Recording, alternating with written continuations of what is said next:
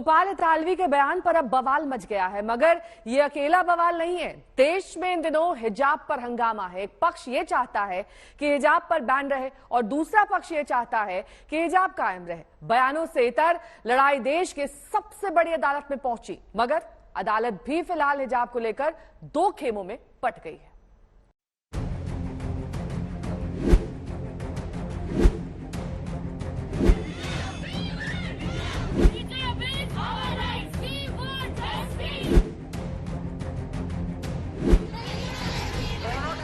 अजब हाल है, पर्दे के लिए मचा बवाल है। कुछ के अक्ल पर पर्दा पड़ा हुआ है, कुछ शक्ल पर पर्दे के हिमायती हैं। और उसका परिणाम ये है कि हिजाब का हंगामा देश की सबसे बड़ी अदालत में विचाराधीन है। अदालत भी गजब कंफ्यूजन में है।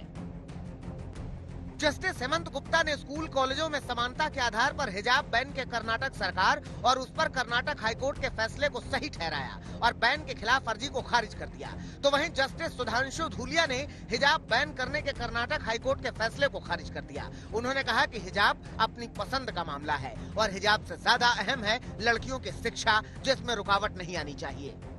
पहला कि कर्नाटक सरकार सेक्शन 131 के तरह यह रेगुलेट या डेलीगेट करके हिजाब पर बैन का ऑर्डर पारित कर सकती थी, नहीं कर सकती थी। ये हिजाब एसेंशियल प्रैक्टिस का पार्ट है, नहीं है। और जो आर्टिकल 25, 19, 14 सबका हवाला देते उन्होंने 11 क्वेश्चन फॉर्मुलेट किए हैं और उन सारे क्वेश्चंस का जो आंसर उन्होंने दिया है यह कहते हुए कि इस आधार पर एसएलपी स्वीकार योग्य नहीं है और उन्होंने खारिज किया है। ऑनरेबल जस्टिस गोलिया ने डिफरेंट व्यू लिया है इसके अंदर, इस मैटर के अंदर, और उन्होंने इस मैटर के अंदर उसको अपील्स को अलाउ करा है और उन्होंने 3 चॉइसेस के ऊपर, 3 पॉइंट्स के ऊपर इसको मेन एम्फेसिस दिया है। उन्होंने एक तो बिजॉय मैनुअल का जो जजमेंट है सुप्रीम कोर्ट का, उस पर रेफर करा है और उसके बाद उन्होंने ये जो चॉइस है, जो अपना सिर के ऊपर किसी को हिजाब रखना है या किसी को कवर करना है, ये लेडी का अपना चॉइस है, तो इस पॉइंट के ऊपर भी उन्होंने एम्फेसिस दिया है।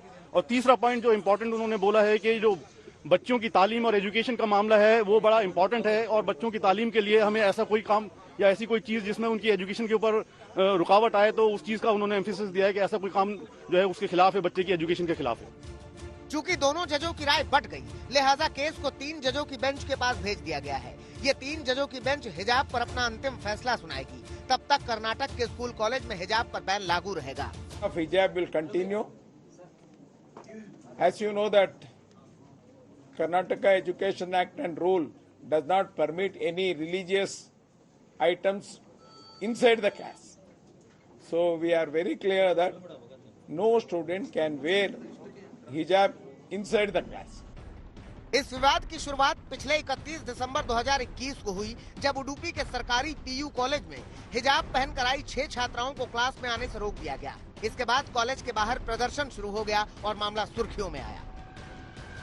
मुस्लिम लड़कियां मांग पर अड़ी रहीं, तो हिंदू लड़के भगवा अंगवस्त्र और पगड़ी में स्कूल पहुंच गए। इस बीच मुस्लिम लड़कियों ने कर्नाटक हाईकोर्ट का दरवाजा खटखटाया। 15 मार्च 2022 को हाईकोर्ट ने फैसला सुनाया और कहा कि हिजाब धार्मिक लिहाज से अनिवार्य नहीं है, इसलिए शैक्षणिक संस्थानों में इसे नहीं पहना जा सकता।